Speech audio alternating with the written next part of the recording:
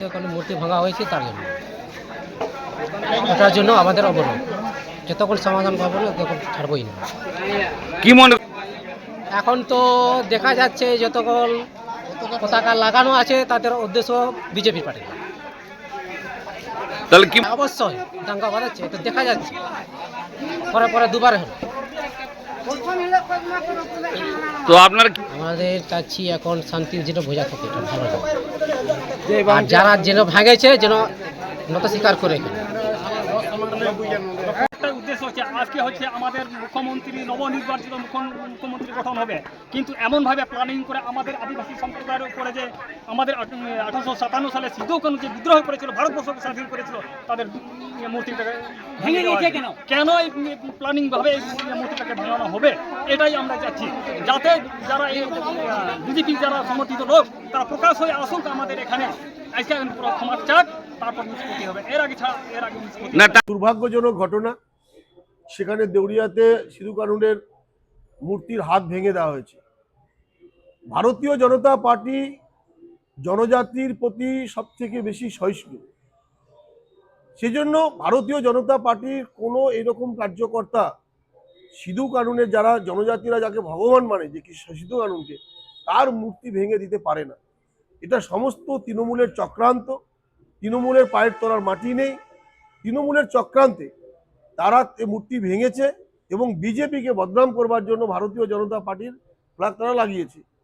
তার সঙ্গে সঙ্গে যে খবর পাওয়া যাচ্ছে, সেখানে উত্তম চৌধুরী তৃণমূলের নেতা, তার নাম শোনা যাচ্ছে, তার যুক্ত আছে। পুলিশ তদন্ত করে দেখুক। এবং তার সঙ্গে একজন সিভিক ভলেন্টিয়ার, তার নাম কার্তিক চৌধুরী, তারও নাম শোনা যাচ্ছে। আমরা জানি না এর সত্যতা কি আছে। আমি প্রশাসনকে অনুরোধ করব, এই ধরনের ঘৃণ্য চক্রান্ত করবার জন্য এদের বিরুদ্ধে কঠোর থেকে কঠোরতম শাস্তির প্রদান করতে হবে, যারা যারা এই ঘটনার সঙ্গে যুক্ত আছে। আমি আবারও বলছি, পুলিশ তদন্ত করুক। ভারতীয় জনতা পার্টির যদি কোনো কার্যকর্তার সঙ্গে যুক্ত থাকে, তারও বিরুদ্ধে কঠোর শাস্তি না হোক। আমরা এর জন্য যা যা আইন ব্যবস্থা নিতে পারে, আমরা কোনো প্রতিবাদ করব না। এটা আমাদের বিষয়। আমি আদিবাসী সমাজকে বলছি, তাদের কাছে আমাদের আবেদন, তারা শান্ত থাকুক। ভারতীয় জনতা পার্টি এ কাজ করেনি, প্রশাসনের প্রতি বিশ্বাস আছে।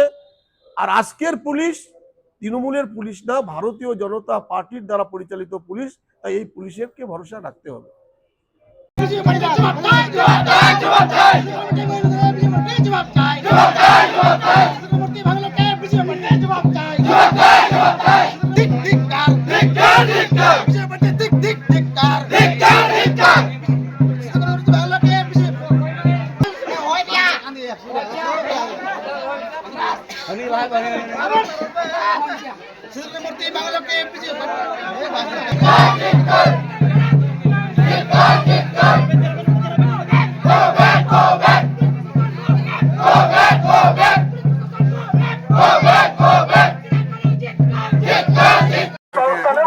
কিন্তু ঠাকুরের মন্দির যেটা ভেঙেছে, রাত্রেবেলা এটা শয়তানি করে আমাদের দুই আদিবাসী গোষ্ঠীর ভেতরে গন্ডগোল বাজিয়ে দেওয়ার চেষ্টা করেছে।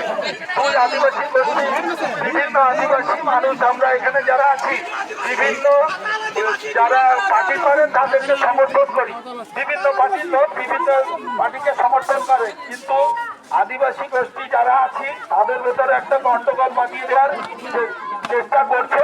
সেই গন্ডগোলটা আমরা পা দেব না। আমরা যদি সামনে দিয়ে কেউ ভাঙচুর করে কোনো কিছু